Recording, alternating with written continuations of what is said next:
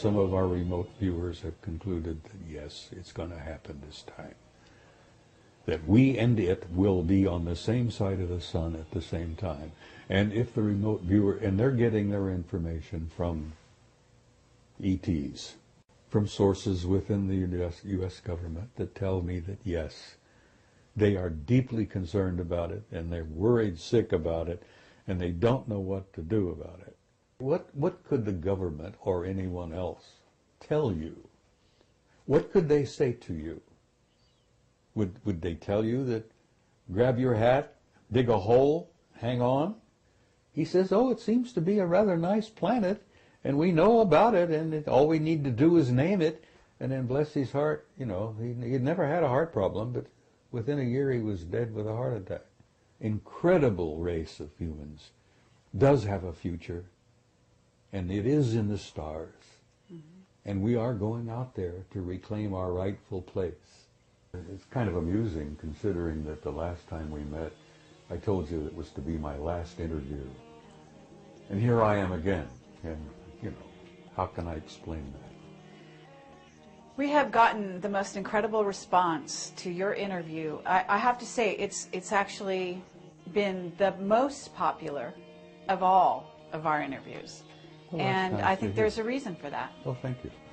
I think that in many ways you put yourself on the line, and you actually embody the curiosity that was like rampant in all of us. And you did it at a time when, and in the military no less, and you broke rules, and you kind of stuck it out, and you're just, I don't know, a one-man disclosure project as far as I'm concerned.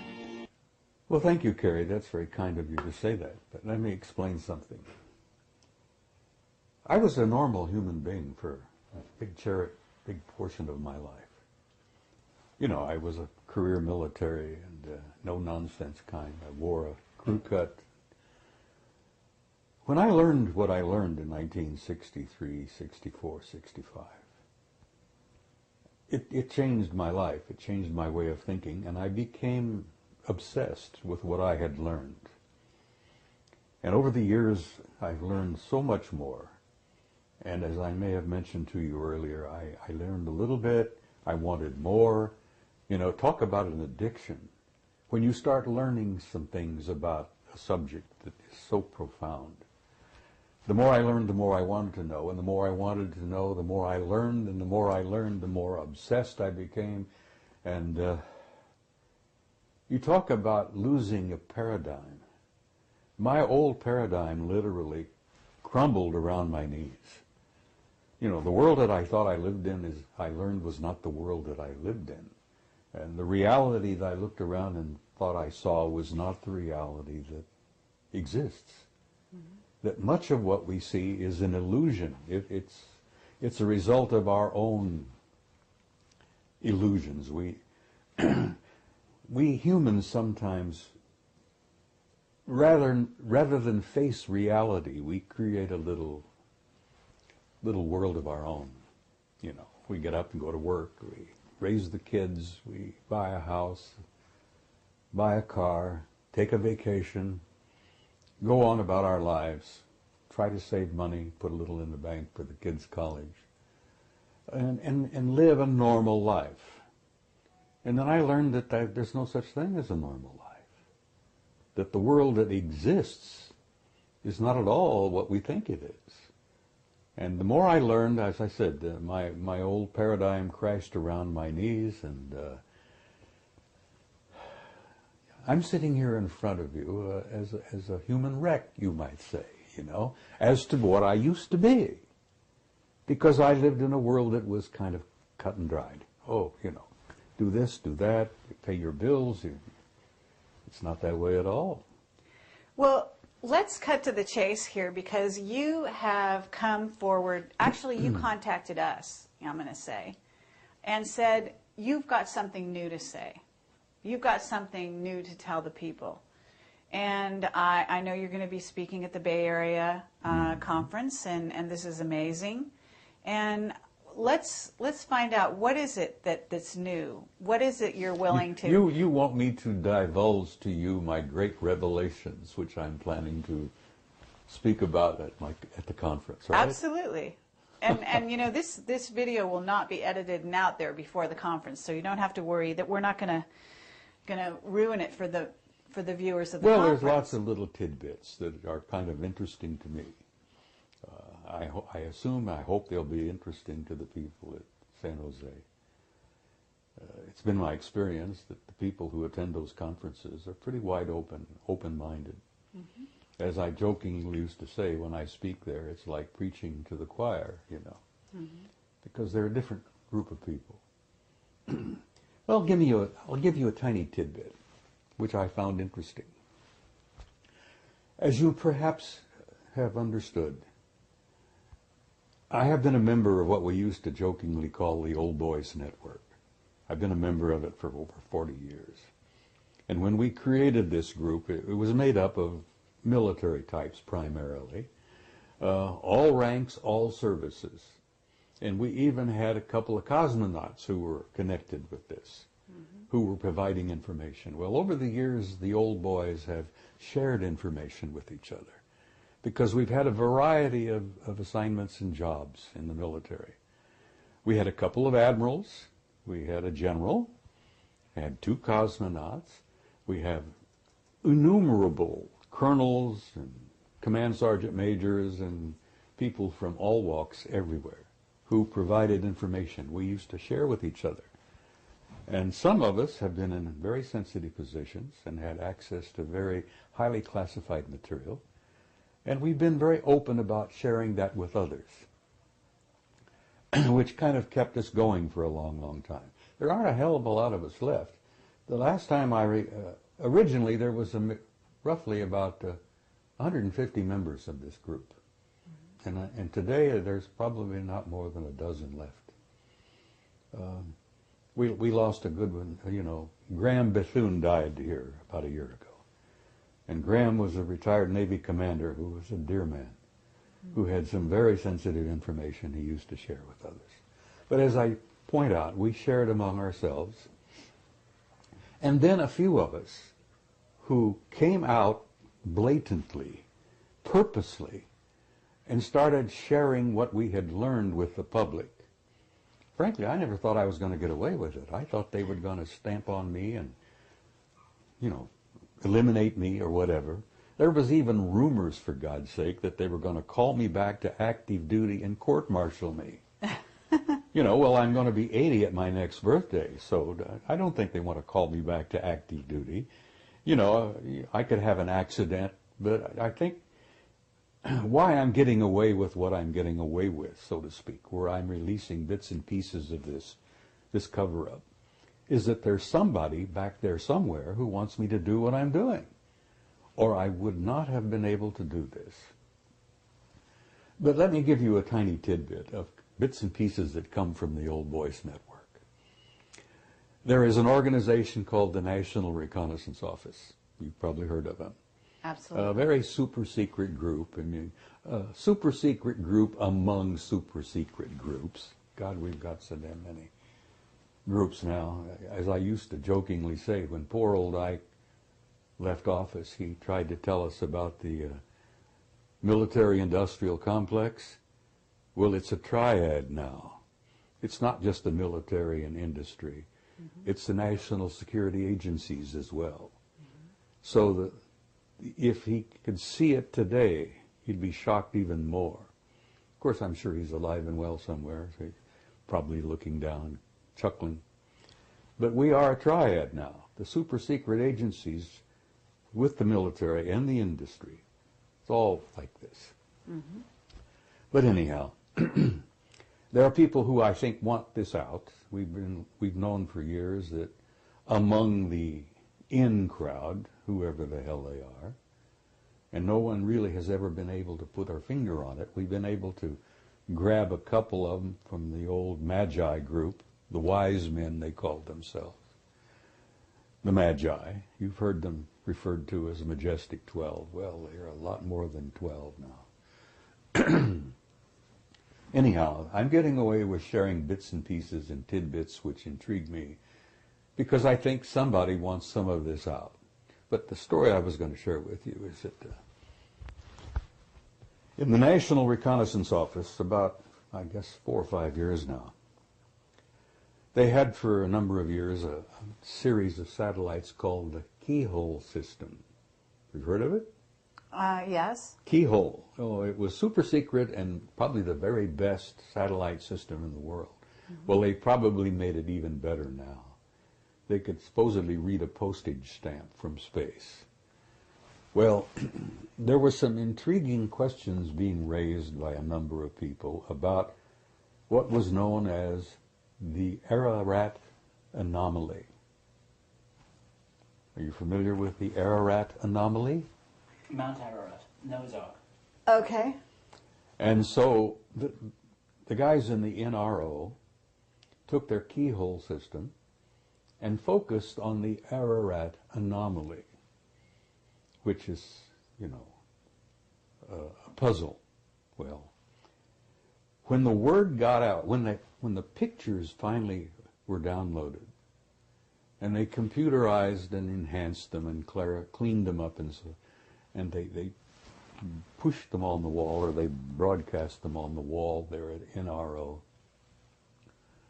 the remarks went something like this, and these are actual quotes. Jesus Christ, it's a goddamn boat. Christ, it's a big boat. Okay, one would say, why would something like that be so highly classified that it is way above top secret?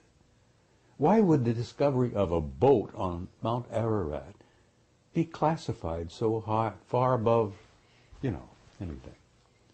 Anyhow, the story comes out. The reason they classified it is because after they discovered that it was a goddamn boat, a big goddamn boat, they inserted a team of SEALs on the site. Now, that's a term that the military uses to put a bunch of guys on a scene. Right. Apparently they dropped them by aircraft. They parachuted down, a dozen of them or so. They inserted them onto the scene, and these guys spent several days in this goddamn boat. And then they extracted them by helicopters. And when they extracted them, the guys brought with them some anomalous artifacts, which have never been described or named. But those anomalous artifacts is what led to this whole thing being classified not only top secret, but way the hell above. And that's a little bit of information that's come out via the network of the old. So are boys. you saying this is Noah's Ark? No one knows what it is. It was originally the Ararat anomaly. But then they discovered that it was a gigantic boat, apparently.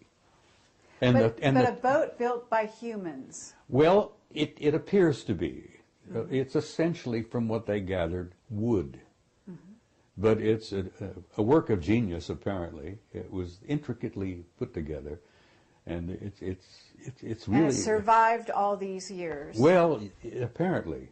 The question, how many years, you know? When was the flood? The last rumor I had was 12,000 years ago. 10,500 BC. When are they saying? I mean, I'm sure you have a theory. Well, the religious implications of it, you see. You know, every ancient culture on the planet has a similar tradition about a flood. And I'm sure there were many Noahs, so to speak, wherever. But the idea that this particular thing is so theologically sensitive that some yo-yo back there at NRO decided to classify it, and then they sent the SEALs in, and the SEALs brought back artifacts. Well, there you are, you see. What could they have possibly found in this big wreck that is so sensitive? The question arises, I don't know the answer to that. Hopefully, if the old boy still stays alive a few years, We might find out. I find that interesting, and I share it with people because it gives you an insight into that bunch of nitwits back there that classify everything. Bill, go ahead with your question about Mount Ararat, and then we're going to move on from there. I think it was Charles Berlitz who wrote a book, now this is purely from memory, which was called The Great Ship of Noah. And he published a bunch of photographs. These photographs are on the internet, of something that looks like a ship on Ararat. And there are two versions of this from what I've heard. One is fairly low down, and which is an enormous thing that looks like a whole lot of ship's timbers. And there are persistent reports of another object that's much higher up, way above the snow line, quite close to the summit. And I wonder if you could say which of these, if either, has been picked up by the keyhole satellites and analysed. And when the seals were inserted, did they carbon date the wood? Oh, I'm sure they must have, but I haven't got any information on that. My guess is, Bill, that the seals were inserted on the one on toward the top, up above the snow line. That's the indication that I got, that that was the one that they went in, they landed, they dropped, they parachuted in. Spent a number of days up there, apparently. But what they brought back in the terms of anomalous artifacts is the thing that intrigued me. Why would they classify it so far above top secret? But that bunch of nitwits back there, and I've known some of them over the years. I've worked with some of them. And I think they are a bunch of damn nitwits. You know, there's no damn reason why they've classified so much. Mm-hmm. What year was this when the seals were sent in? About 5 years ago, from what I can gather. Really? Yeah. That's bizarre. Well, the Keyhole program was really big in the late 90s. Now, I'm sure they've got satellite programs that are even better now. We've got civilian programs that are so damn good that the Department of Defense will often go to the civilian contractors and buy photographs taken by civilian satellites that are outstanding. So it leads you to suspect maybe how much better could be some of our DoD satellites. Right. You know, they have classified Lake Vostok. They took it away from JPL, who was monitoring it, and, you know, with satellites and all. You're familiar with Lake Vostok in Antarctica? Oh, no. Oh, God, that's a sensitive story in itself. Under the ice in Antarctica, there is a freshwater lake deep, deep down under the ice that's 100 miles long, about 50 miles wide. Fresh water. The temperature in the damn lake is about 65 degrees, which is pleasant swimming, you might say. But at the end of Lake Vostok is what's known as a gigantic mass con, a mass concentration of metal, very similar to the mass cons they discovered on the moon.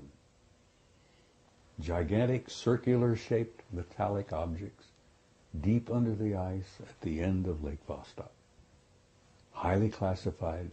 JPL had it. National Security Agency took it away from JPL. It's one of the most sensitive things in the world now as to what is the anomaly at the end of the lake, the mass concentration that is so easily picked up by satellites. Another top secret, you know? Mm-hmm. The common folk, you're not supposed to know that. Right. Why? Well, you can't handle it, you see. The implications of it are just too vast. Well, tell me this. Do the Chinese know it? Oh, I'm sure they do. As you may know, the Chinese now have gone into space in a big way. It never gets into the newspaper, but the last I heard, the Chinese have a satellite orbiting the moon, taking lots of pictures. Mm-hmm. Well, I'm hoping that the Chinese publish a lot of those pictures, because our own NASA people took many, many pictures. The Army took thousands of pictures under the Clementine project. Are you familiar with Clementine? I've heard of it. It was not a NASA program, it was an Army program, Department of Defense. They took thousands of pictures. They've only released a dozen or so. They took pictures all around the moon, backside, bottom, top, everywhere. Well, are you in touch with Richard Hoagland? I know Richard. He's a good friend. Okay. So you know some of his recent research? Ah, well, I read his recent book, which is dynamite. Uh-huh. Okay. So you know about the secret space program? Oh, yeah. And you know about the von Braun and the Nazis and what's been carried over to the U.S. Oh, honey, it's political bigger system? than that. Okay. Well, much bigger. But when I raised up Richard Hoagland's information and the stuff that he's bringing forward about von Braun, the Nazis, you know, paperclip, and you're saying it's much beyond that. So It is. where are we going with well, that? our original space program was all the product of the Nazi Party. Without von Braun and his crew and the paperclip program, I don't think we would have gotten to the moon when we did. We certainly wouldn't have beaten the Russians. Because the Russians grabbed their crowd. They also went into Germany and grabbed a bunch of scientists. And then the Russians have a tremendous scientific program of their own. You know, they didn't need Nazi scientists. They would have eventually done it on their own anyhow. But one of the biggest secrets of all is the secret space program, the fact that NASA is, it's like Blue Book used to be. I think it's a public relations front. Right. Yeah. Blue Book never handled the real good stuff. And everybody knew that, except the common folk out there, who were diddled regularly and never told the truth about anything. But the big secret seems to have been for so long is why are we keeping classified the enormous facilities on the moon? And they're not ours. Whose are they? Well, that's a good question. I can tell you flatly who they are. Okay. You familiar with the term Anunnaki? Absolutely. All right. Well, you really have to understand Zecharia Sitchin's work to really grasp where we stand today in relationship with this group of intelligences, and I'm not speaking of one, there are several. The last I heard, there were 4 different groups we were relating with. The Anunnaki are one, and there are others. Okay, this is very interesting. Can you describe the Anunnaki that first of all, have you had exposure to them face to face? Me? Yeah. Yes, I've met some face to face. Okay. Now, whether they were the Anunnaki, I don't know. Okay, well... The ones I've done face to face were typically human. Typically human. I mean, they could put on a suit, tie, a dress, blue jeans, T-shirt, Okay. walk in our midst, and you would never know. And they weren't 9 feet tall or higher? No, the ones I've met and the ones I've seen aboard the ships are not that big at all. They're just like us. Uh-huh. So we're dealing with 4 different groups that I've concluded, my own personal view. Okay. Yeah, you might talk to Jim Sparks and he might tell you there are 8 or 10 or a dozen more. You know, I don't know. I can only tell you what little bit I've learned over the years. There are 4 different groups that I've encountered, and they're all humanoid. One group is completely human. And not all of the Anunnaki are 9 feet tall. They were human enough that we are related to them and they're related to us. And that lovely little story in chapter 6 of Genesis is quite true. They did indeed engineer the genes and chromosomes of an existing species on this planet. God knows how long ago. Sitchin says it was 200,000 years. The information I have learned indicates that one of the major tweaking took place about 60,000 years ago. That Homo sapiens sapiens was tweaked and genetically manipulated even more. So we're coming along slowly. Okay, so what 4 races? Let's name them, in your opinion. Well, there are the humans. Okay. Some people call them the Nordics. Then you have guys that are very pale and very tall and very broad, which some people refer to as the big whites. Okay. And then you have the little guys. The Greys, and then the Anunnaki. So those are the four you're familiar with. And not all of the Greys are an evolved species. Some of them appear to be what they used to use. They were an artificial life form. Androids. Yeah, they were humanoid androids, but they were constructed. They're laboratory products. And they often wondered why, in cases of crashes, where there were survivors, that some of them didn't come back and try to retrieve. And the story that came out among the military for many years was that they wrote them off. They went back and made more. Now there are some people who say, well, they don't have a soul. Well, I run into human beings that I began to wonder whether they had a soul. But Okay, there are two types of Greys from what I've learned. There are the little guys who would appear to be laboratory products. And then there are the 6-foot Greys, whose eyes are more round. And they're not really gray, they're just sort of a chalky off-white color. And they seem to be an evolved race all of their own. And I think those were the ones that probably ran into Betty Hill and Barney at the incident many years ago. Have you heard about Dan Burish talking about the Orions that are sitting in ships along with the military, actually watching the planet right now? I've heard bits and pieces of that. I don't know too much about Dan's story. He's come up with a great many things. Okay, but this is just new information that he's actually come forward with. Well, and they're watching the planet to see what happens and whether or not we have a catastrophe of any kind, and whether they might have to step in. We have photographs, and many of them I'm going to share and show. I have slides, photographs of gigantic objects. I'm talking about humongous objects in space. And many of them are in satellites around their orbit around the planet.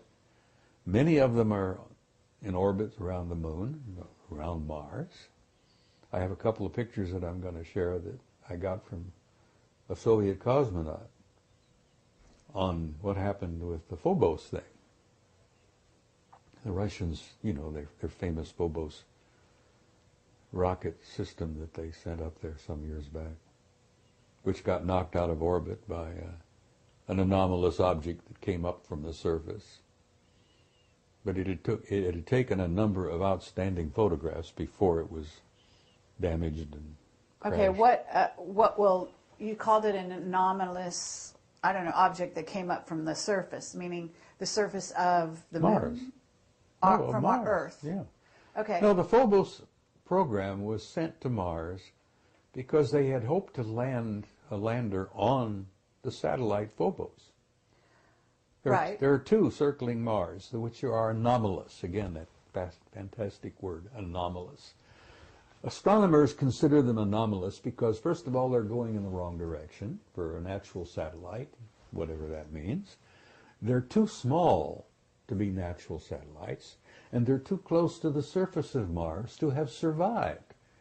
Because if they were natural, they would long ago have been brought down and sucked in by gravity and crashed. The fact that they're still there puzzles everybody. So the Russians said, we're going to land on Phobos. It's about 12 miles in diameter. I think Deimos is only about 6 or 7.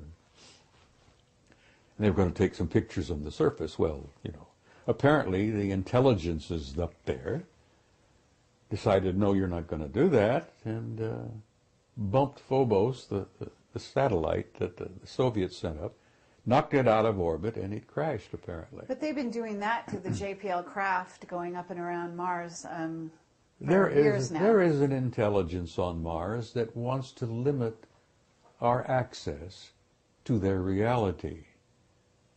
And they've done a damn pretty good job of it. Well, our witness, Henry Deacon, and I don't know if you're familiar with him. I'm familiar with him. I don't know him well. Okay. He has said that the Anunnaki are on Mars in They bases. are. I agree with that. So are they the ones shooting down those objects, you know, the various probably. craft from JPL and so on? Look, Zechariah has said, and I know this old man, I respect him tremendously. He says they never left.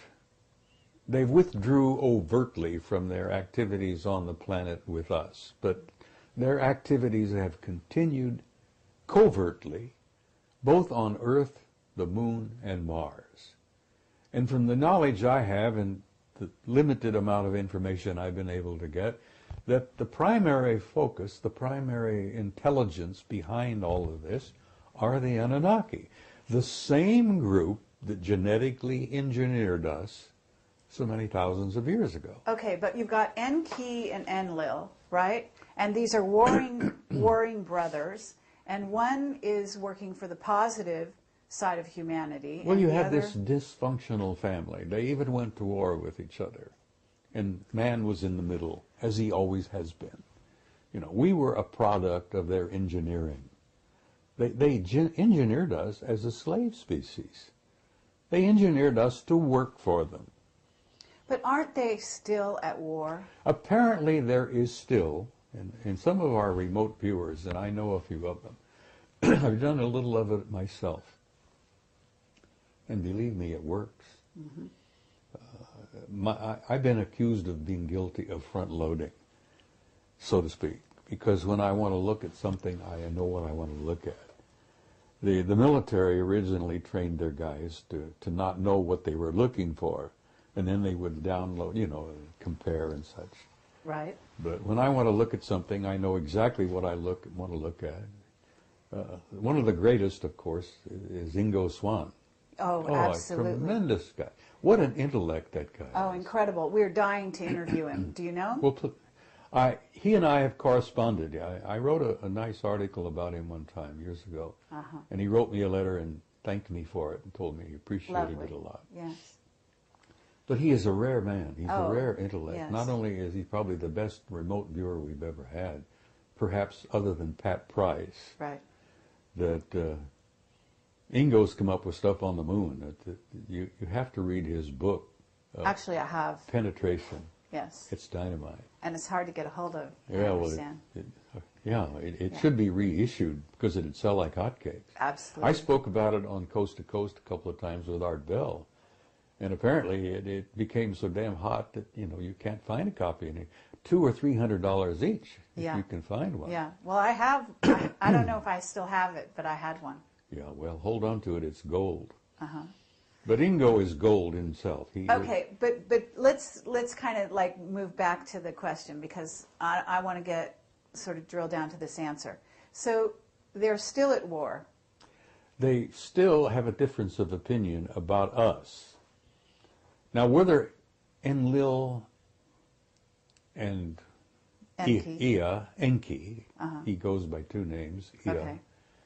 whether they still are alive or not, Right. with the genetic geniuses that they have been, that they are, they can genetically manipulate, they ingeniously genetically manipulated their own chromosomes, DNA, till they literally have become practically immortal.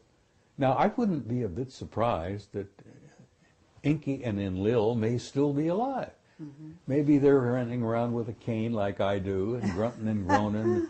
They got the great grandkids doing the running, and I don't know that, and I'm sure that no one else does.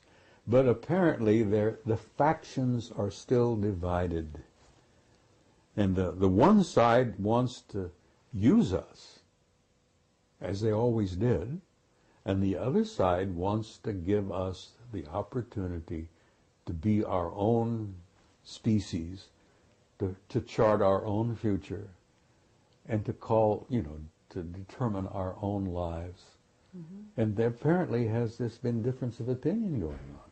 So when we get back to the national security state and the state of the U.S. right here and now, I mean, you're an ex-military. I hardly want to call you ex because I think you're in some ways probably still consulted here and there.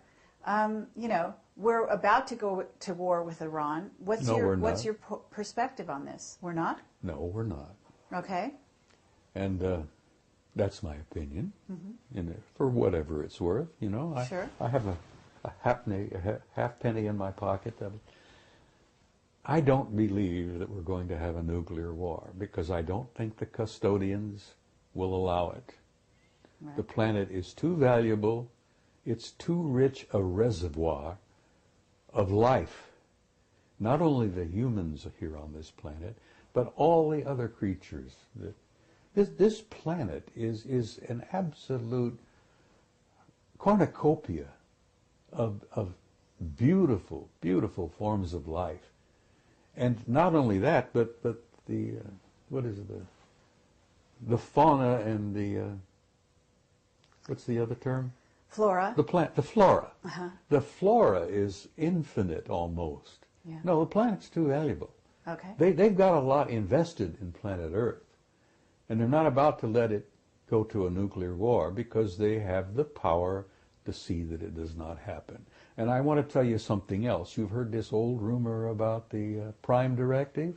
Mm-hmm. Bullshit. It doesn't exist. Right. Okay. They have been interfering here, breaking the so-called Prime Directive over the centuries, so thousands of times. They have been interfering, according to our historical records, back to ancient Greece. They probably had a hand in that damn dust-up at Troy.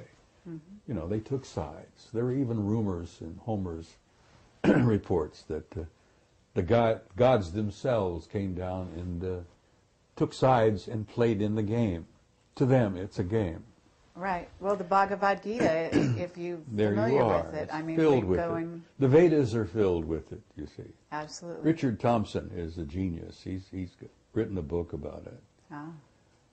Alien Identities is called. Okay, I'll take a look. Read it if you get a Yes, chance. I'd love Richard to. Thompson. Okay, now I'm going to change gears. He worked with Cremo on the. Oh, really? Yeah, they were jointly wrote that book on the hidden history of the human race. Oh, okay. Cremo and Thompson wrote that. Well, Richard wrote a book of his own called Alien Identities, and it's filled with Vedic facts, which you would enjoy. Yes. But the history's pretty clear. They've intervened over the centuries, again and again and again, wherever it seemed appropriate to their benefit on their behalf. And they've gotten in our wars. They've messed around in that whole mess. Okay, but what about Planet X? Oh, it's a reality. Yeah? Yeah. So what are they going to do about that? Well, apparently they are concerned about, you know the story. According to Sitchin and according to the Sumerians, it's a reality. Mm-hmm. Well, our astronomers apparently have concluded that it is indeed a reality. For almost a century, astronomers have been concerned and interested about what they called an intruder that seems to come and go from time to time, and they can measure it by the perturbations and the effects on other planets. They've known its existence for a long time, but they've never gone public about it. Well, in the early 80s, the JPL, the guys that Jet Propulsion, used to call it Jack Parsons Laboratory. Yes. Which I think is probably where the original JPL came from. Yes. Because Jack Parsons established it. Anyhow, they sent out a couple of Pioneers satellites back in '82 just to try to determine if there was some truth to it. Mm-hmm. And the Pioneers apparently came back with data which said not only yes, but hell yes. And the Pioneers concluded, the Pioneer satellite data concluded. So, wow, astronomers were troubled by that. Whew! Could this thing be real? And well, what did they do? They sent out what they called an infrared astronomical satellite. I think they called it IRAS anyhow, and this was done in '83. They sent the IRAS out, taking infrared pictures all around the ecliptic, above and below. And apparently IRAS got 2 giant positive responses that yes, the 12th planet, the 10th planet, however you want to call it, yes, it's real. And that's when the lid slammed down. So it's out there, it's on its way back in, right? According to the Sumerians in Sitchin, apparently it is. And if you're a student of history, as one of my majors, its last pass was 1600 BC. The Sumerians and Sitchin and all of those say it has an orbit of 3,600 years. Mm-hmm. So as like many of us, I count on my fingers and toes and figure out, well, 1600 BC, it has an orbit of 3,600 years. Wow! It's due. Well, apparently it is. So now, why are they keeping this a secret? Because you're an expert on secrets. Listen, every time Nibiru would make a pass, it was not always devastating. Mm-hmm. It would depend on whether the planet Earth and Nibiru were on the same side of the sun at the same time. Mm-hmm. And if we were on the same side of the sun at the same time, all hell would break loose on planet Earth. Well, apparently the last pass triggered the explosion of Santorini, Thera, the volcano in the Mediterranean and the Aegean Sea, blew its top, brought to a close the great, great Minoan civilization. Among other things, it affected Egypt. It's all in the records, apparently. There are even historians and theologians who say that Santorini's explosion is exactly what you're reading about when the plagues and all hit Egypt that allowed Moses to get the Israelites out. But if you look at 1600 BC and figuring that was a relatively recent pass, it's due now, and apparently the guys in the astronomical observatories know it. And that, again, is above top secret. Let me give you a tiny example. For a number of years ago, there were 2 brilliant guys working at the Naval Observatory in Washington. Tom Van Flandern is one, who I hope you've interviewed.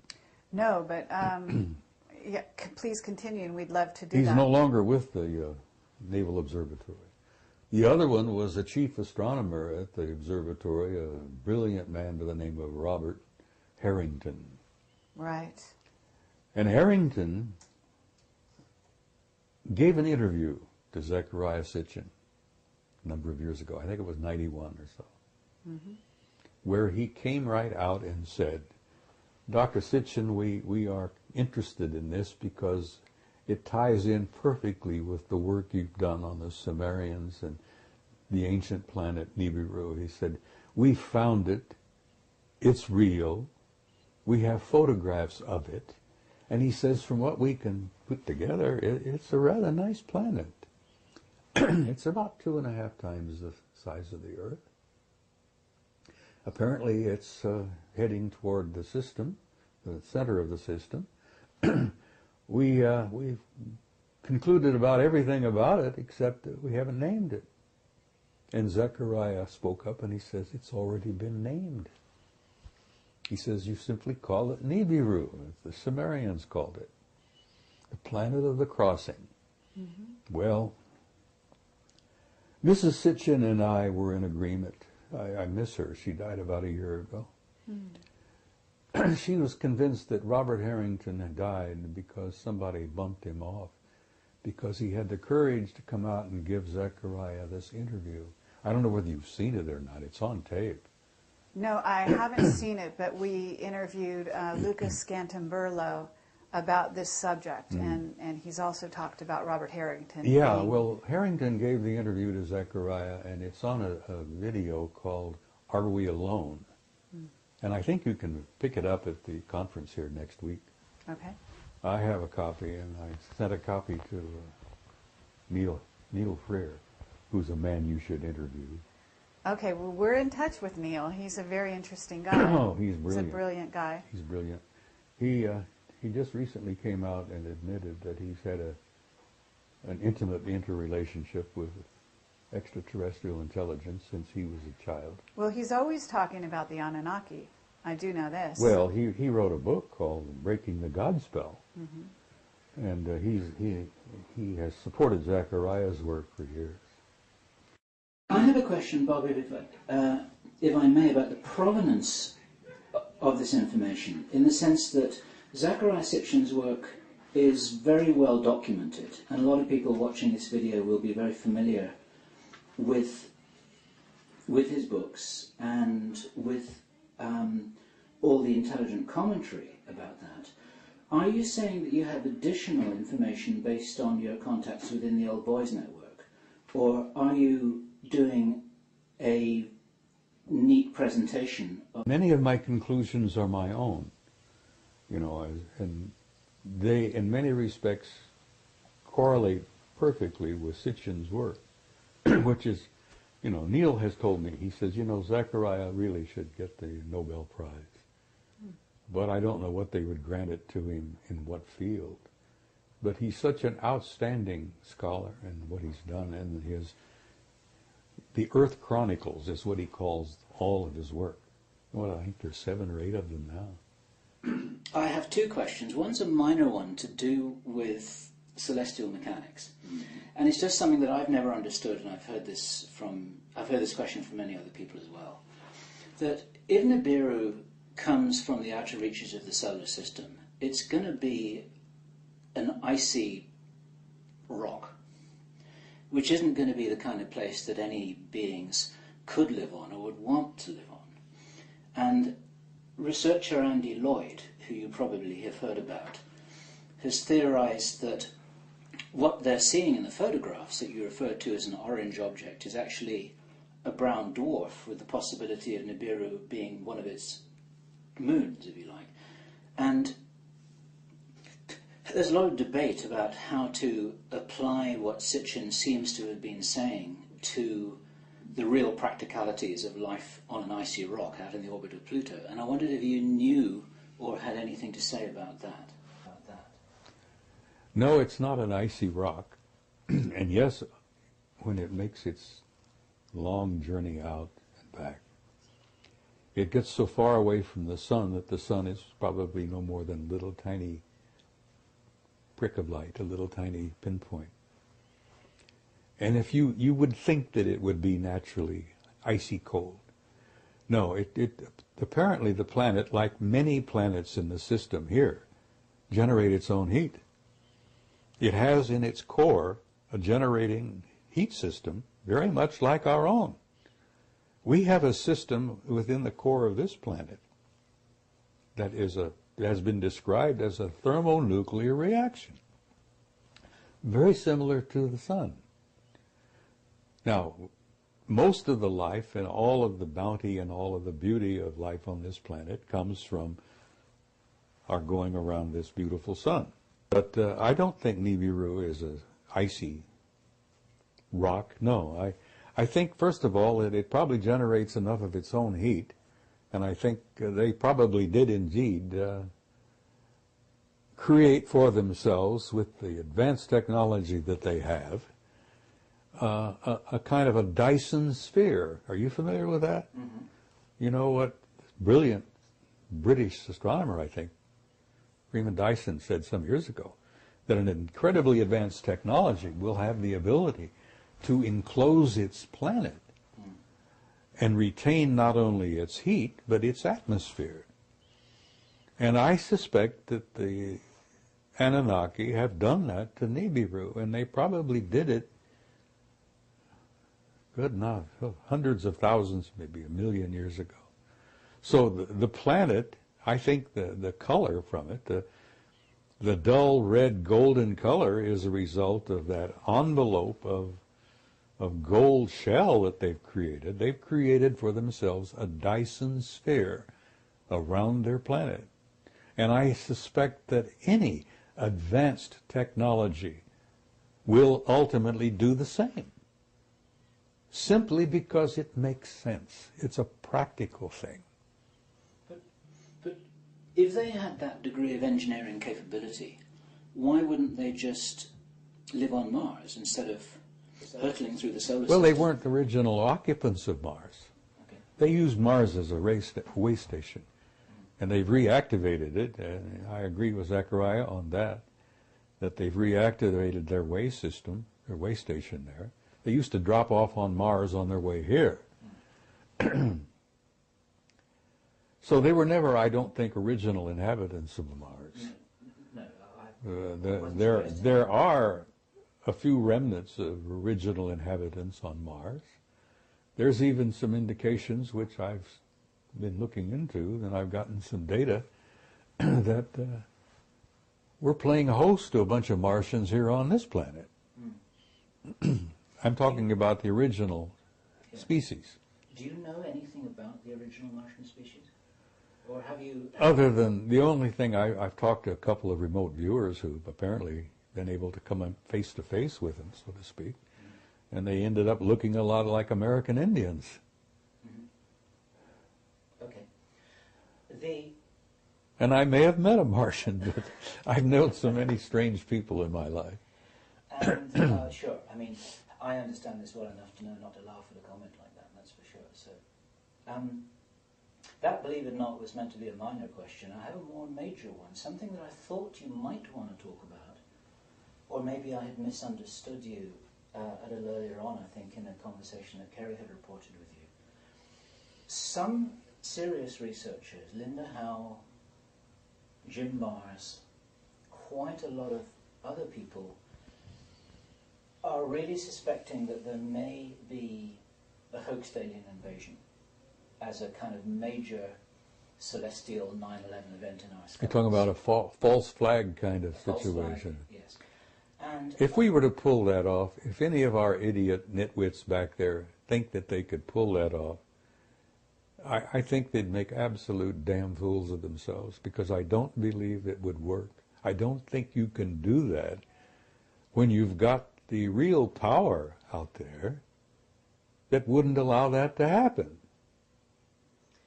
not so much an invasion, but a big display in the sky to create fear and to make people easier to control. Carol Rosin said that she had always been told by Werner von Braun many years ago. Yeah, Werner shared that apparently before he died, that it was one of the programs that the government at the time was considering. You know, they've had these little plots they've been working on all the time. This war, that war, the stock market crash, this, that, you know, all these little magician things that while I'm showing you this hand, I'm picking your pocket with this one. They may have had that in mind at that time, but I don't think they're thinking of it seriously now, because I think that our so-called powers that be, which is a joke, are in such close relationship and collusion with the real power that it would never work, that they would never allow it. It's like they're not going to allow a thermonuclear war. Yeah. There's too much valuable real estate here. Not just this rich gold mine of human genetics. What a ripe reservoir we are of genes and, God, the whole species, plus all of the other fauna and all of the other flora. This is a valuable planet. And they love it. They own it. We've never owned it. We just live on it. They farm us, so to speak. God. Charles Fort was right, to some degree. We are property. And we're going to remain property until we reach a point where we can literally stand up and say, all right, we're going to do this now ourselves, and prove it to the universe. We're dealing with a universe filled with life, and most of it is so far beyond our own. I used an analogy one time, and I said, they look upon us like we look upon headhunters in New Guinea.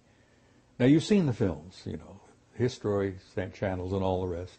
They're naked, they're running around with these stupid things on their penises and, you know, bones through their whatever.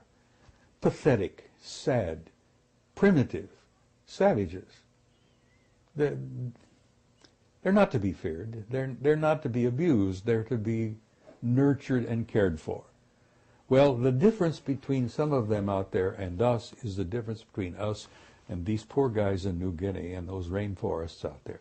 Now, I joked about that, and then I learned later that that wasn't really a very accurate comparison.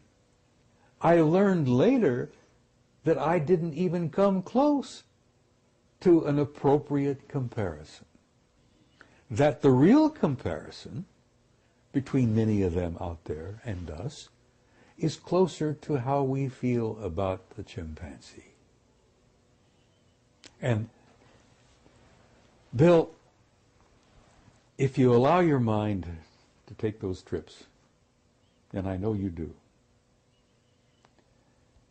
there are creatures and life forms out there that are literally godlike. A lot of the remote viewers who've encountered them, and I've seen a few of them myself, look upon them as transcendentals. They manifest as living energy life forms, forms of light. They're the same kind that appeared when Jesus was walking around. Probably the same kind of guys that showed up with poor, Joseph Smith. I didn't know the history of the Mormon faith. Poor Joe had an event one time happening in his bedroom where two brilliant, beautiful, tall, glimmering, glistening beings of pure light appeared in his bedroom. Those are transcendentals. Now, the difference between them and us is between us and the rhesus monkey. So I think I'm getting close, maybe not, but I'm thinking I'm getting close to an analogy that may be more realistic. You know, I have nothing but hope because I'm an immortal being. I'm an infinite life form. If you could see me the way I really am, Bill, it wouldn't be in this pathetic body with the... It's only our bodies we're describing, not Oh, that's right. You know, this is just a shell. I've had it for 79 years. I've used it badly, and I've abused it over the years, and I'm beginning to pay the lessons, or the prices for that. But if you could see me as I can see you, and we are shimmering beings of light. Yeah. Absolutely. Totally. Well, okay, I have a question for you because he's got a book out called End of Days. Yes. And in that book, he actually talks about Nibiru and the return, but he doesn't say that it's actually going to happen now. He says he thinks it's about 2060. That was his estimate. Okay, and so where does this information that you have and 2012, how do we put this all together? Because I'm going to say something about what you're telling us, because it's clear that you're something of an intelligence analyst yourself. You certainly have an incredible background. You can cross-correlate and so on. But you also have some insider contacts, and you also have contact with Anunnaki, as you said, all right? So where are you getting your information, and are they saying anything specific about what's happening 2012? Because I'm not so sure about Zachariah's conclusion. That's 2060, but apparently it could be before that. The Department of Defense is quite concerned about it, that there are entire sections of the Defense Department that are working on that subject. particularly. The big question is, are we in it going to be on the same side of the sun at the same time? And some of our remote viewers have concluded that yes, it's going to happen this time. That we and it will be on the same side of the sun at the same time. And if the remote viewer, and they're getting their information from ETs, and much of my information from this same source.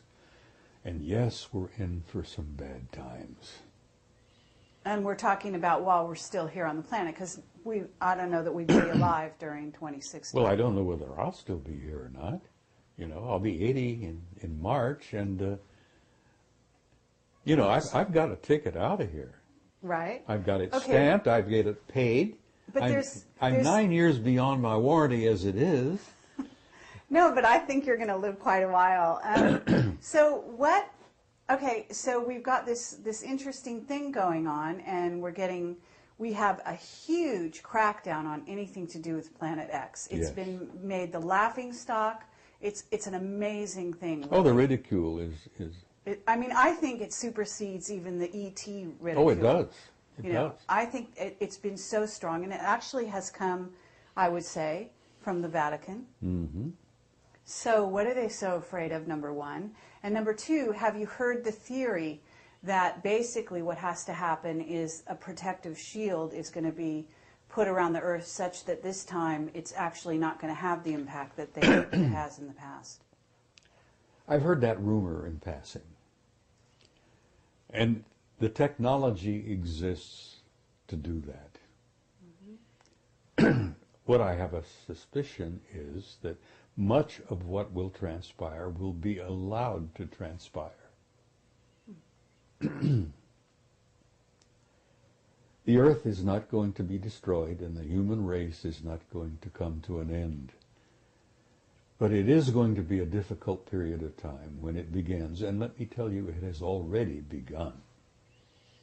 The reaction from the sun is a clear response to the presence of this other body. Now, this other body has already been photographed by telescopes in southern Chile and in New Zealand. I had asked Marcia to dig into her files. I had an article from a good friend who publishes a magazine in Rome. And Adriano, I don't know whether you know about Adriano Forgione, brilliant young man. Yes. Anyhow, he has connections with the Vatican. He has good friends who are Jesuit priests and astronomers. And the Vatican is concerned about it. Anyhow, Adriano sent me an article including 2 photographs that have been taken of Nibiru already, taken by primarily, I think, this observatory in Chile. But they've taken pictures at an observatory in New Zealand as well. So it's close enough now that optical telescopes have pictures of it. And they're studying it carefully to try to determine, what is it they call it, the celestial mechanics of how everything moves. Well, if our remote viewers are correct, and the ETs have given us some rundown on it, it's going to be a difficult passing. Because we and it are going to be on the same side of the sun at the same time, and that means all hell's going to break loose. Now, they have the technology. We're talking about not only Anunnaki. There are intelligences out there that began 1 billion years ago, and they have technology that puts them in a category of what Kaku would call a Type 3 civilization. Mm-hmm. So that a Type 3 civilization has the technology to mitigate the passing of Nibiru. Now, whether they do that, as you say, put a protective shield around it, Nibiru has done that for itself. They have a protective shield around their planet, which is why in the photographs it comes out as kind of reddish gold. And apparently that's why they came here for the gold in the first place, because they were losing their atmosphere, and they needed to seed gold particles in their atmosphere to keep the atmosphere from, they go on a long trip out there. Okay, but the Anunnaki are here, you're saying, and yet the Anunnaki are supposedly on Nibiru as well, or what are you thinking, or what's your sources telling you about this? The civilization, the Anunnaki civilization, is on the planet. But the Anunnaki are on this planet as well, all over the damn place, under the sea, at facilities that we know about, inside Mount Hayes in Alaska, inside Mount Perdido in the Pyrenees. There's one right in the middle of Australia, which is near Alice Springs. And what's the facility out there? Pine Gap. Pine Gap, yes, thank you, my friend. Pine Gap. And that happens to be the R&R facility, according to the remote viewers. What's R&R? I'm sorry. Rest and relaxation. That's what we used to call it in the military. The R&R facility for who? What, the for Anunnaki? the ET Really? and the Anunnakis, yes. Pine Gap. And they're dealing with human beings. They need rest and relaxation. But anyhow, the rumor is that Pine Gap is primarily an R&R facility. Have you been there? I've been to Australia. I haven't been to Pine Gap, no. Would you lie to me? Sometimes, maybe, but not right now, no. Okay. No, I haven't been to Pine Gap. A lot of my work has been a result of analyzing and sifting and evaluating the work of others. That's what an intelligence analyst does. Takes data from a variety of sources, but I have some information that I have been provided from sources within the U.S. government that tell me that yes, they are deeply concerned about it, and they're worried sick about it, and they don't know what to do about it, because we don't have the power to do a damn thing about it.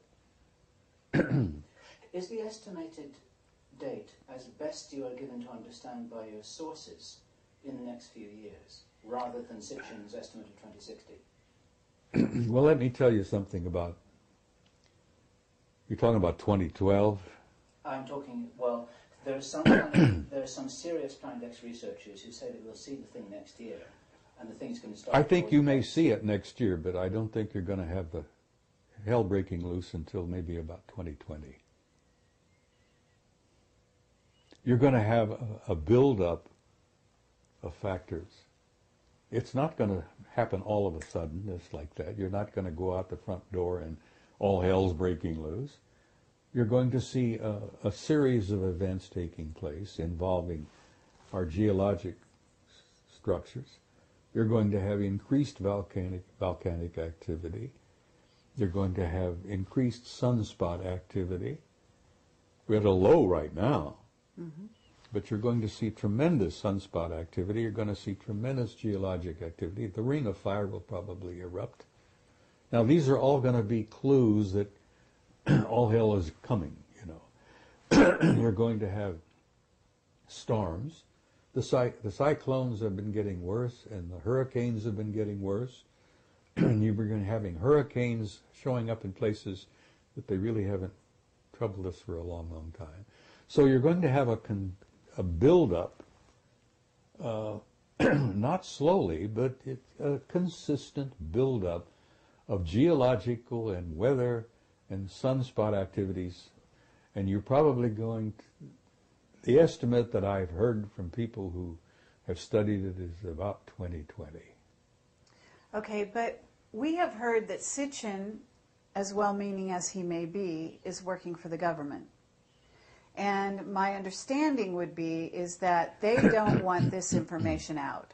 So they're doing everything in their power to make sure that it's ridiculed, as we've observed. Carrie, what could the government or anyone else tell you? What could they say to you? Would they tell you that grab your hat, dig a hole, hang on? Would anything they say? Is that what the underground bases is all about? Well, I have always had the conviction, and I've put this together over the years, that the so-called elite, the creme de la creme, when they're self-designated, They have been preparing for chaos for years. It initially was initiated by the thermonuclear threat with the Soviets. Underground, fallout shelters where we could go. We have our own air conditioning. We can have our own food supplies and our own water supplies. That was a program that began that I worked very closely with when I was with FEMA over the years. I've been in underground facilities you wouldn't believe. Mm-hmm. And there are facilities everywhere that are not known. I mean, there's a big facility right under Fort Huachuca here in Arizona. I mean, a massive one. Never come out. I'm telling it now, but, there's a deep, massive underground facility under Fort Huachuca. They're all over the place.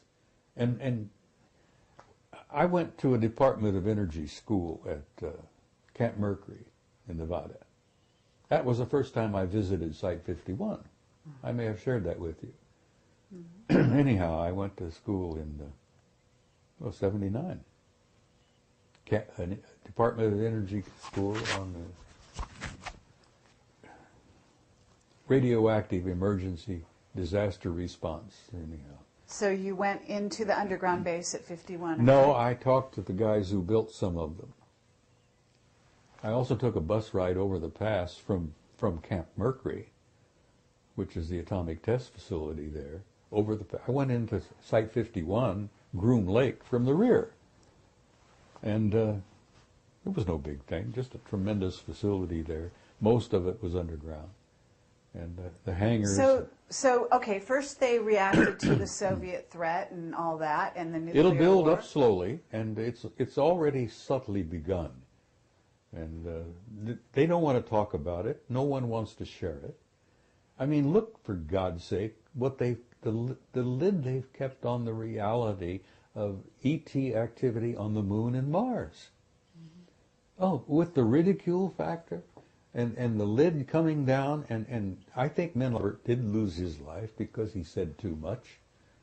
He says, it seems to be a rather nice planet, and we know about it, and all we need to do is name it.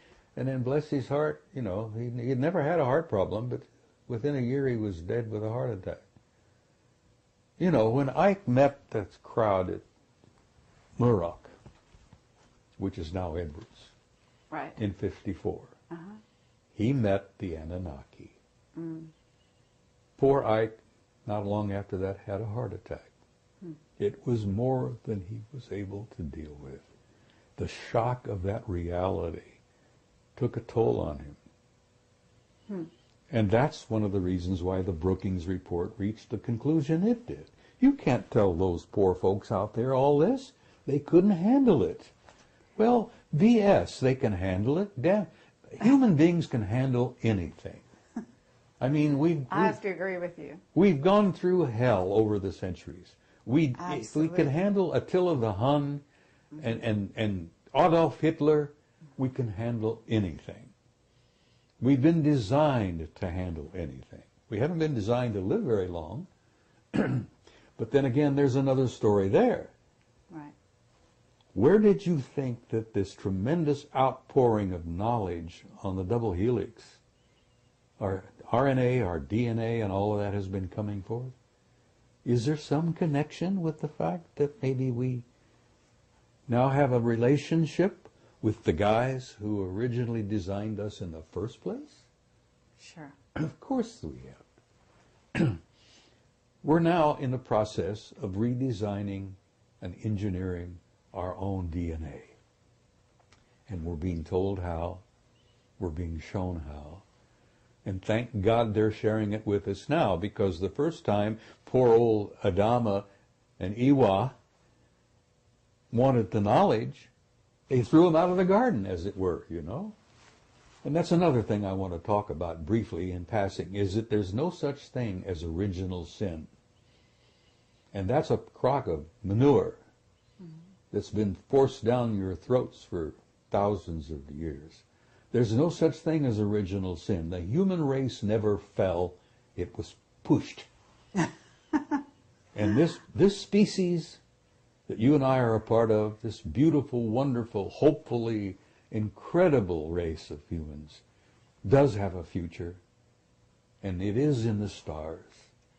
And we are going out there to reclaim our rightful place, where we should have been in the first place. Okay, and this gets into the secret space program and terraforming, because there is some terraforming going on, preparing for what might happen if Nibiru comes through and if the Earth is in such a state. We're talking about terraforming Mars, maybe beyond. Have you heard things about this? Yes, terraforming is a fine art. It's been going on for millions of years. The Earth itself was terraformed. Right. You know, it was prepared. The garden was prepared for life. And then life was introduced and has been nurtured since, from the very beginning. Terraforming is a fine art, and some of those guys out there who've been around a billion years are pretty good at it. So, you see, I don't know whether they're planning to re-terraform us after Nibiru passes, or are they going to try to help alleviate the damage in the meantime? I would suspect that the latter. Maybe they are planning, through their engineering genius, and my God, the fact is that, you know, they've got artificially constructed objects in space in the rings of Saturn that are over 2,000 miles long. Spaceships, 2,000 miles long. I have pictures. I'll share next week. Okay, what about John Walson? Are you familiar with his pictures of the craft around the sun? I've heard of it, but I haven't seen them. Just wondered. We've got objects. I have photographs taken by Apollo 13 of alien ships 5 miles long, and I'm showing those over in San Jose. Wonderful. Now, those were taken by our own astronauts. Now, you get the guys on Apollo 13, and they're all, from what I understand, all 3 still alive. And you won't get a one of them to admit who snapped the shutter on that camera, but the film is there, and the negative number is there, the roll number is there, and there it is. NASA photograph of a 5-mile-long artificial spaceship. Now, and that's small. Well, let's talk about the astronauts for a minute, because what's going on with Clark McClelland, and why is he having such a problem coming forward? I didn't know Clark was having a problem. He has a book that he's trying to write. He's penniless. He's had a terrible time.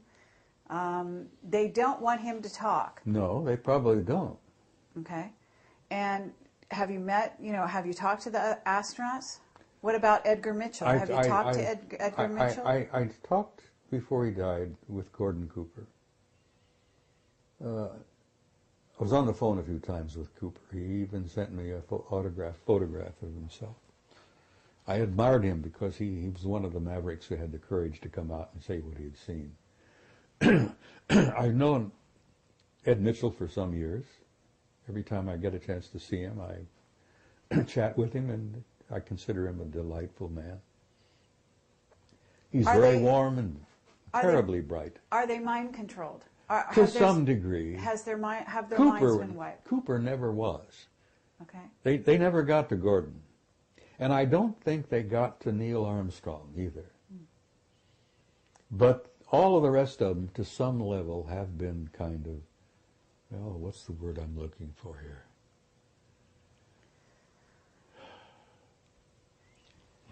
They have been conditioned not to speak. And in some cases, they may have been hypnotically affected to not remember. Dark mission, Hoagland says, and the evidence is pretty clear, that they hypnotically debriefed, is what they call it. But supposedly they were hypnotized to help them enhance their memory and to recall. And apparently some of them had been hypnotically advised not to remember certain things.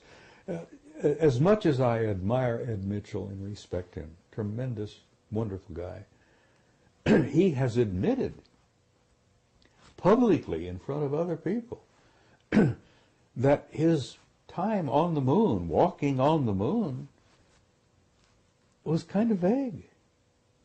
He can't recall everything. And of course,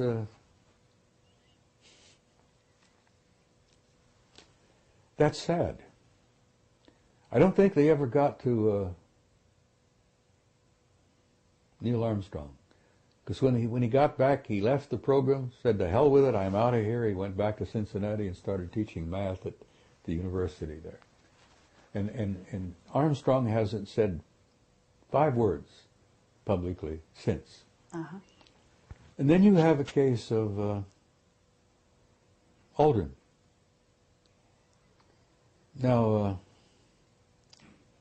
Aldrin has had experiences where he has been with friends, and the subject would come up, and Buzz would start to cry,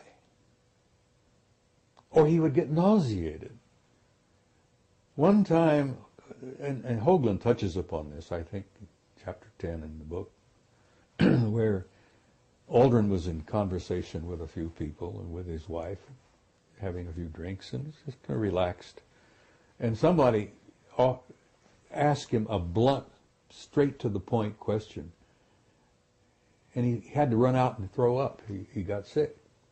Now, this, to me, is a result, and I've studied it enough over the years to know that that sounds to me like hypnotic suggestion. Mm-hmm. He has been hypnotically conditioned not to remember or to not even discuss it. And if he gets nauseated, and in the one instance with a bunch of old friends, old flyboy types, he ended up starting to cry. Now this breaks my heart, because Aldrin is a good man. He was one of our better men to be selected for that program. Mm-hmm. You know the story, and this is common knowledge. They got back from Apollo 11. They put Aldrin in a sanitarium for about 6 weeks. He was suffering from alcoholism. Do you believe that? Do you believe one of our best and bravest, one of the finest, who in the Apollo program suffered from alcoholism? Nonsense. That apparently it was the programming to be reinforced. Now, why would a grown man with his background break down and cry like a baby, or end up getting nauseous and barf on the subject? That's hypnotic, post-hypnotic stress. So what is it on the moon that is, that is so important that they want to completely whitewash it out? Oh my God, these astronomical societies, the professional astronomers in this country have been guilty of criminal activity. You may quote me. They've been guilty of criminal activity for years to not discuss the reality of what they knew on the moon. There are major facilities and major activities going on the moon all the time. Not only that, the moon has water. Now, whether it's a natural process from the satellite, or whether it's water that's been stored there for use, there are vaporous signs of a form of an atmosphere in the bottom of some of the craters. Now, astronomers have seen these pictures, but that dishonest bunch of nitwits won't discuss it. They're scared because you know why? 90% of their income comes from government grants. And when you've got a government grant, and that's your prime source of income, you're going to say whatever the government says you should say, or don't say whatever the government doesn't want said. Well, anyhow, there's some atmosphere on the moon, at least in the base of several of the larger craters. There is water on the moon, but there is major activity going on. I mean, we're talking about engineering activity. There are giant ships that come and go out of the craters. There are lights all the time. They have noticed bridges appearing and then disappearing. I mean, they're active as hell on the moon. But the same activity is going on Mars. Sure. You've seen my photograph, I guess. It's not only my photograph. But there is a city the size of Chicago underground on Mars that's generating so much heat it shows up in infrared photographs. Are you in touch with John Lear? I've met John. I've been in his house a time or two. I visited him. I have a tremendous respect for him. The reason I like John is he's been nailed, as I have, as a damn fool maverick, you know? So, I mean, this is his pet, project. The establishment has tried to ridicule John Lear, and you can't ridicule John Lear because he's got sources similar to some of my own that are beyond question. He's getting people inside, feeding him information almost on a regular basis.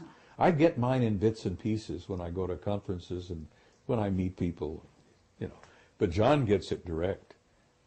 Okay, I have a question for you about Arlington Institute and what's might be happening in October, because we have a lot of information coming at us about October and about something that may be planned. I don't know if you've heard some of this stuff. We have our top secret witnesses are coming at us saying, that the economy is being engineered to crash here in the U.S. Oh, this whole thing has been engineered. All right. It's been diddled. This is a joke. And the poor guy out there, the poor working man on the street, as it were, is being screwed royally. But, this whole thing, Carrie, I would almost come to a point that 90% of what you call reality are threats with the Russians, the Georgia invasion, the stock market collapse. All of this is all engineered. So tell us about it. So tell us about Georgia, because, to get back to, I know you know the guy who's head of, or was head of, the Arlington Institute.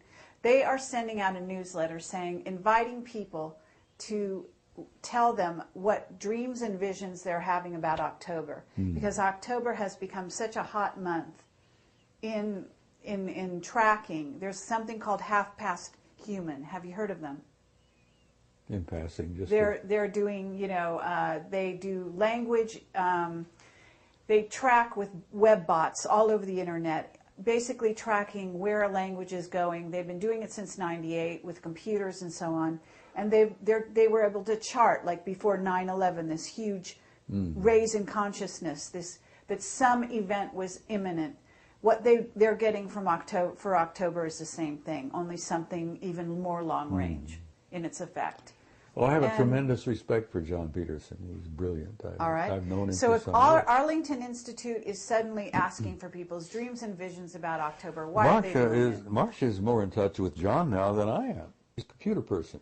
I understand. I won't touch the damn thing because, as I told you earlier, I enjoy my privacy. And if you're on the World Wide Web, you don't have any privacy. Okay, so anyhow, I agree with you there. So, okay, but you know him, and here I'm just basically, you're saying this thing is engineered. So what happened in Georgia? What do you know about it? Oh, it was all engineered. Okay, so the Russians, were tipped off? The president of Georgia did what he did just to lure the Russians in. Right. And he went in. The Russians could not have ignored him, for God's sake. He invaded one of their little, So what's the purpose behind it, though? We know what happened, but why? I think, what could the purpose be other than to detract people's attention from this over here to this over here? Okay, and while our economy was falling around your knees, we're all paying attention to the Russians invading poor little Georgia. Okay. Well, the Russians didn't invade poor little Georgia. They went out and whacked the president of Georgia's little pee-pee, as it were, stopped that, and they pulled back, Right. That was, You know how the magician works?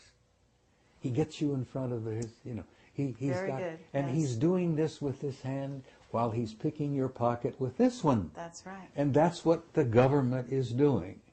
And when I say government, it's not the government you think you got. Mm-hmm. It's not the, God, that's all a facade in itself. Mm-hmm. The government we've got is probably being totally run by the Anunnaki. Because there is a power beyond power that's pulling the strings.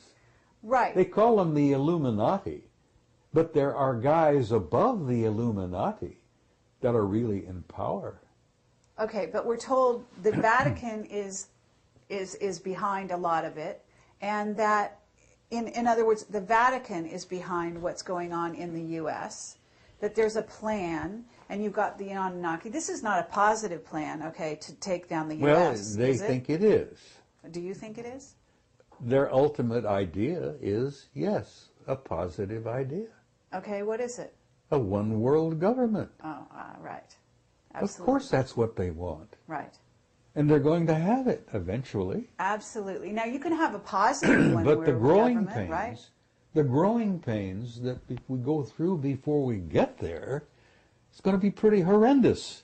Not only are we going to have to put up with this crap with Nibiru, mm-hmm. which is a real thing, but this growing process that we're going through to end up eventually with a one-world government is going to be painful as hell. And there's going to be a lot of blood on the streets before it's over with. Mm-hmm. Sadly enough, that's in my opinion a fact, and that's being manipulated from a very high level. Okay, but we have white hats in the U.S. government that are actually trying to prevent this, are they not? We have some good men and good women who are well aware of what's taking place and what's transpiring, and they're trying to modify, ameliorate, is that the right word? To make this growth pain as painless as possible. They're trying to not have as much blood as it might take. Growth from adolescence as a species and as a society is somewhat like the painful growth of an adolescent kid, 13 years old, who's trying to grow up. Do you remember when you went through that? It was Sure. not fun time. Absolutely. So, okay, but let's get down to the nuts and bolts. The stock market is crashing. Mm-hmm. You need to invest in gold and silver The if you want stock to stay alive. market was rotten to its core. Absolutely. But are you telling people to leave, to go to South America? No, What's your advice? I'm telling people that you're in for some difficult times. And I say this in my presentations. I jokingly look at them and say, you're all doomed. There's not a one of you that's going to be around 100 years from now. You're doomed. So to hell with it. Enjoy the ride. No, I tell people who are interested in listening, for whatever it is I have to say, that you're in for some difficult times. It's going to happen. There is no way to avoid it. We cannot go on as we were, because some of our systems were rotten to the core, and our banking system, the insurance programs, all of that, stock market, Wall Street, those guys were absolutely rotten. The housing industry? The housing industry. That was bound to fail. You talk about a bubble, it was bound to fail. It had to fail. Well, I'm glad it failed. Hope to hell that they learned something from it. Now, okay, but are we talking about martial law in the United States? I mean, what are we talking here? You're talking about a time when you may have martial law. It's only one step away. You know that the authority has been given to the president to declare it. Right. Congress gave that authority to the president years ago. I've even lost track of how long it's been. But anyhow, all the president has to do, whoever he may be, and that doesn't matter much anymore either, because one nitwit is very much like the other.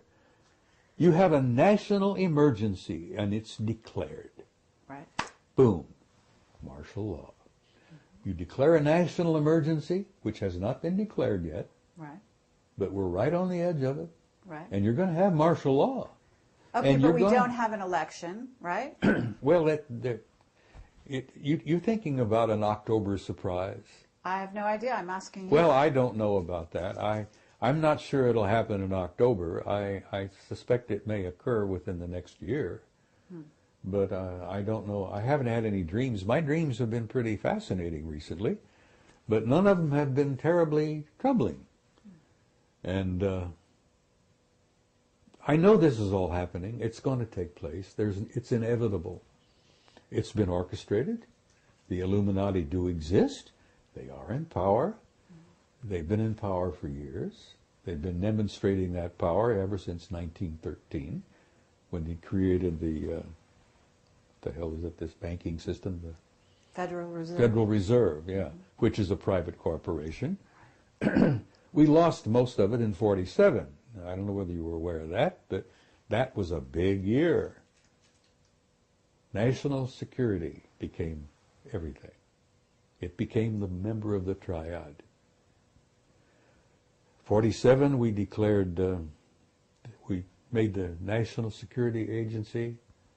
We formed a pact with the Brits, the Australians, the Canadians, and New Zealanders. The UKUSA Pact, which most people don't even know exists. The UKUSA crowd, all of us, Britain, US, Canada, New Zealand, Australia, are all like this. Whoever's in the White House and who's ever at Buckingham Palace, it don't matter. All right. The power behind the scenes has been running this damn thing since 1947. And Ike saw it, scared the hell out of him. He met the Anunnaki, that scared the hell out of him. So they're pulling our strings now like they always have. Okay. So what's your solution? What would you tell people? I mean, in facing the future, in trying to reinvent the future, certainly Marcia's working with people to become enlightened, to She's doing a apply. tremendous amount of work to help people make this transition. Carrie, we're not just going through a transition, we're going through a transcendent transformation, literally. A transcendent transformation. We're going to come out of this thing when it's all over with, totally different species. We're not going to be the same people we were in the past. And that's good. And it's going to hurt, and it's going to be painful. And I tell people, and I've said this repeatedly, don't get too uptight about it. You've been through hell before, you're going to through a bit of it again. But once it's over, once you've made that transition, we're going to have, hopefully, a new world, a new future, a new beginning. And I think that's the end of the great year that we're going through. We're going through the end of a 26,000-year cycle. And I tell you, 2012 don't matter. First of all, Christ was born 7 years before. And this is a fact. And if you don't believe me, get Sir Lawrence Gardner, who's probably one of the best historians we've got working today. Lawrence Gardner's got the facts. Jesus was born in 7 BC on the 1st of March. Now, if you want to count from his birth, like we supposedly have been doing, add 7 years to 2008. You end up with 2015. That's pretty close to what 20... So you're saying we're actually in the year 2015 now. No, we're in the year 2015 right now. Right. So Yes. that means that Nibiru, when you say it's coming in 2020, is actually due in about 5 years. Probably. So we're looking at 2013 by our calendar. Well, no later than 2017. I'll throw 2017 out, Okay. and you can take that to the bank. 2017. Now, Okay. that'll give or take a year or two, because the celestial mechanics, they haven't really worked it all out yet. We've got computers you wouldn't believe, but they're still trying to feed in some of the data. So is one of the remote viewers, you're in touch with Ingo Swann? I haven't been in touch with Ingo for some time, but Carrie, I've been doing some remote viewing. Right. I've even had a couple of out-of-body experiences. Mm-hmm. I've been doing a lot of meditating. When you step into that world, there is no time. Mm-hmm. And you can talk to anybody, everywhere, all at once. Mm-hmm. And now, that sounds silly to anyone who doesn't understand what I'm trying to say. Mm-hmm. When you step into that realm of timelessness, and you remote view, and you step out of your body, and you go into altered states, and you meditate, you're in a timeless, infinite reality that people communicate. You'd be shocked and amazed at the wealth of information that's out there just to tap into. The old ones used to talk about the Akashic record. Mm-hmm. It's real.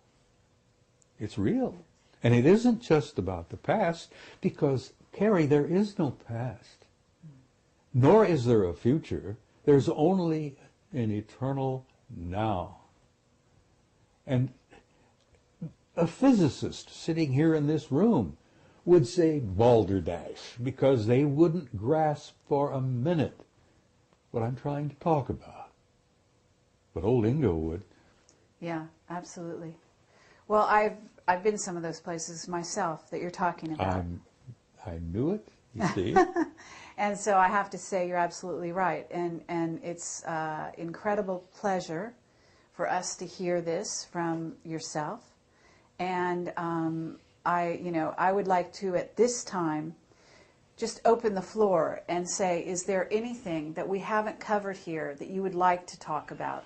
And then, of course, we would also like to invite Bill to ask you some questions.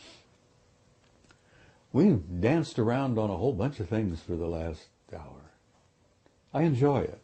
I enjoy chatting with you two guys. You're pleasant people. As I say, I'm an old codger, and you plug me in and turn me loose. There's no telling where I may end up. I've been around, as I say, 79 years this trip. I've made a dozen or two previous trips, which amazingly I remember quite a bit about. When you start going into that timeless realm, you step into that infinite, which we're all part of. Memories of other lives come flooding into you sometimes. Mm-hmm. Oh God, the things I've seen, the things I've done, the places I've been, this life are kind of shocking. The things I've done, the places I've been, and the lives I've lived before are beyond belief. I'm not boasting. This is not a boast. Mm-hmm. But I'm an old soul. I've been around on this planet a long time. And I amazingly remember it. Some of the memories I would rather not remember, because they're painful. Mm-hmm. Hell, I have memories of Sumer. I knew the Anunnaki back then. Worked with them. I was one of their products. I know them now. And I don't have any fear.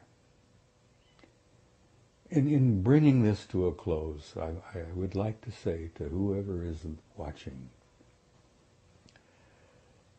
get rid of the fear. You have nothing to fear. You are an immortal, timeless being who has an infinite future in a glorious universe that's so filled with beauty and life that we on this little tiny planet couldn't begin to grasp. But I say to people, don't be afraid, for God's sake. Gather around you those you love. spread that love around, and go into tomorrow with courage, because you've been through a hell of a lot worse before. So be hopeful, love one another, and have courage. And that's really all I have to say. Well, thank you, Bob Dean. It's really an honor and a pleasure. Thank you, Carrie Cassidy. I just enjoyed every minute of it. I'm 79 years old. Wouldn't mean hold that thought.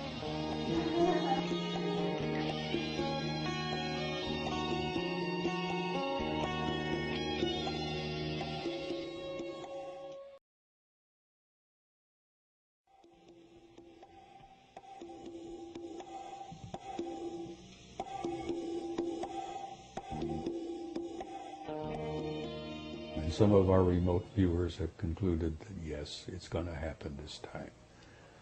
That we and it will be on the same side of the sun at the same time. And if the remote viewer, and they're getting their information from ETs, from sources within the U.S. government that tell me that yes, they are deeply concerned about it, and they're worried sick about it, and they don't know what to do about it. What could the government or anyone else tell you? What could they say to you? Would they tell you that grab your hat, dig a hole, hang on?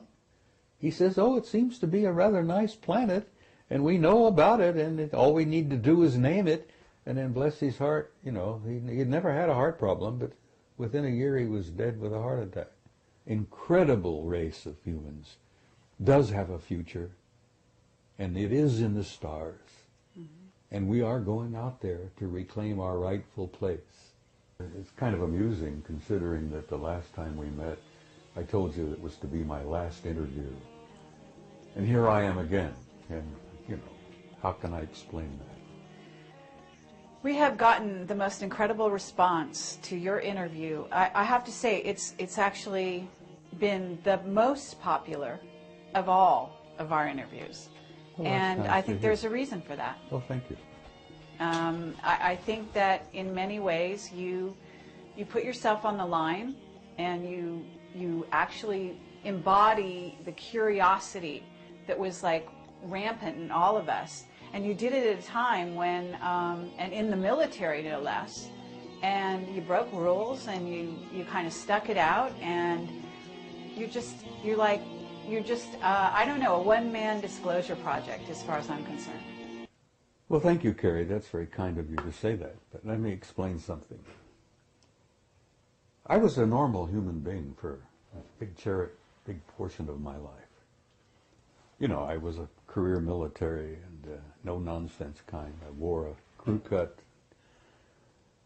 When I learned what I learned in 1963, everybody wants some of this out.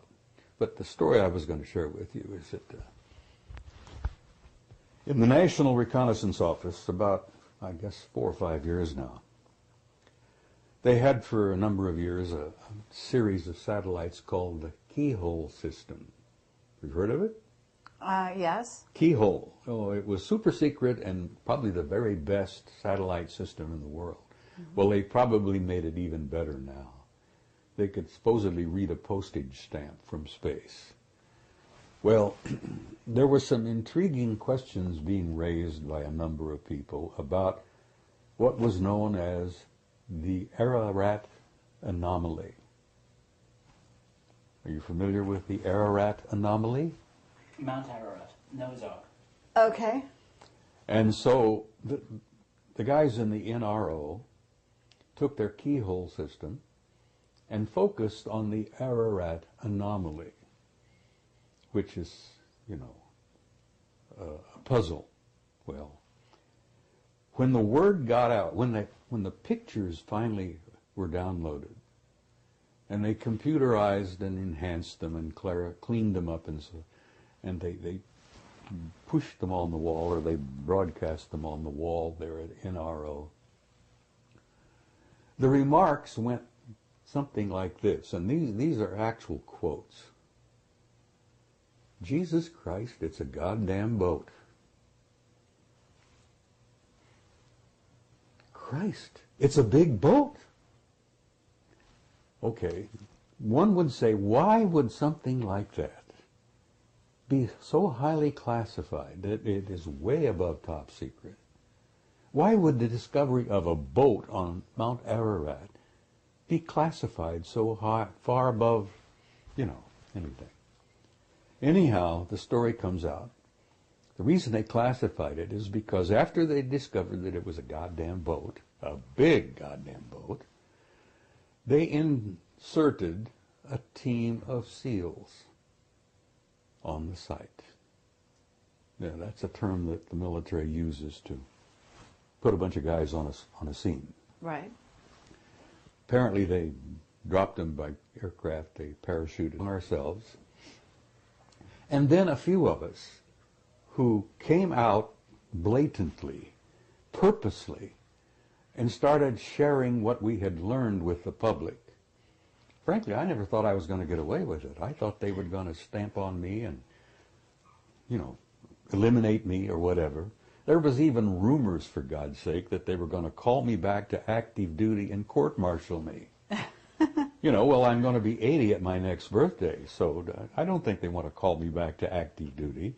I could have an accident, but I think why I'm getting away with what I'm getting away with, so to speak, where I'm releasing bits and pieces of this cover-up, is that there's somebody back there somewhere who wants me to do what I'm doing, or I would not have been able to do this.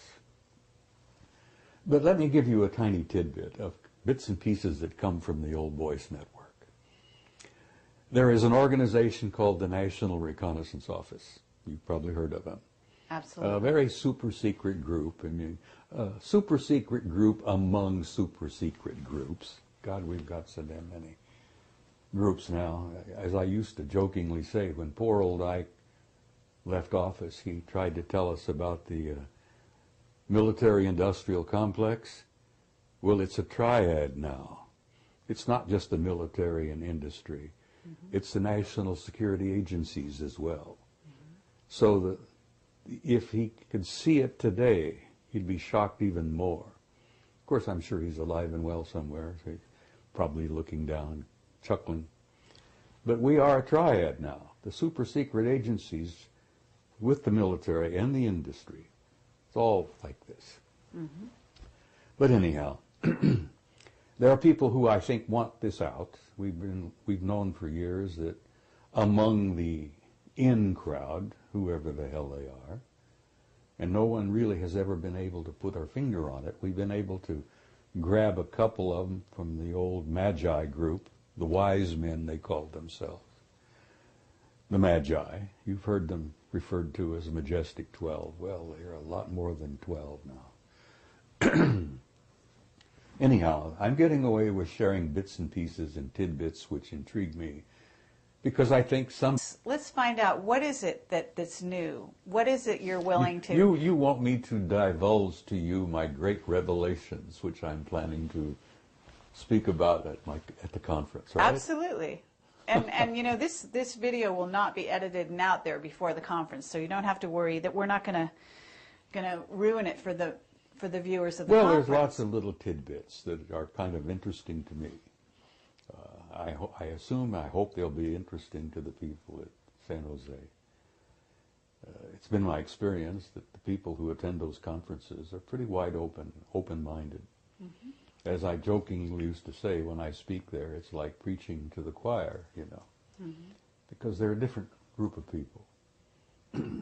Well, I'll give you a tiny tidbit, which I found interesting.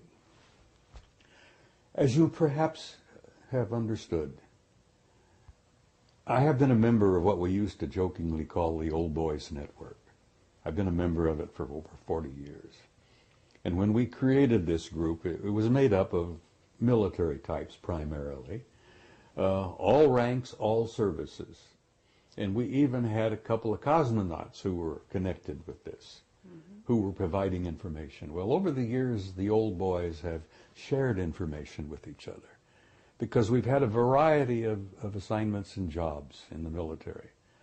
We had a couple of admirals, we had a general, had 2 cosmonauts, we have innumerable colonels and command sergeant majors and people from all walks everywhere who provided information we used to share with each other. And some of us have been in very sensitive positions and had access to very highly classified material. And we've been very open about sharing that with others, which kind of kept us going for a long, long time. There aren't a hell of a lot of us left. The last time originally there was roughly about 150 members of this group. And today there's probably not more than a dozen left. We lost a good one, you know. Graham Bethune died here about a year ago. And Graham was a retired Navy commander who was a dear man, who had some very sensitive information he used to share with others. But as I point out, we shared among 64, 65. It changed my life. It changed my way of thinking, and I became obsessed with what I had learned. And over the years, I've learned so much more. And as I may have mentioned to you earlier, I learned a little bit. I wanted more. You know, talk about an addiction. When you start learning some things about a subject that is so profound, the more I learned, the more I wanted to know, and the more I wanted to know, the more I learned, and the more I learned, the more obsessed I became. And you talk about losing a paradigm. My old paradigm literally crumbled around my knees. You know, the world that I thought I lived in, I learned, was not the world that I lived in. And the reality that I looked around and thought I saw was not the reality that exists.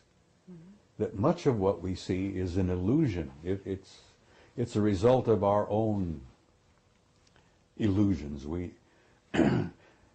humans sometimes, rather than face reality, we create a little world of our own.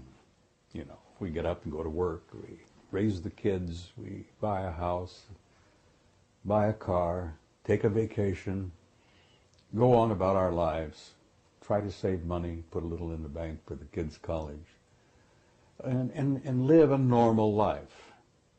And then I learned that there's no such thing as a normal life. That the world that exists is not at all what we think it is. And the more I learned, as I said, my old paradigm crashed around my knees, and I'm sitting here in front of you as a human wreck, you might say, you know, as to what I used to be. Because I lived in a world that was kind of cut and dried. Oh, you know, do this, do that, pay your bills. It's not that way at all. Well, let's cut to the chase here, because you have come forward. Actually, you contacted us, I'm going to say, and said, you've got something new to say. You've got something new to tell the people. And I know you're going to be speaking at the Bay Area conference, and this is amazing. And let's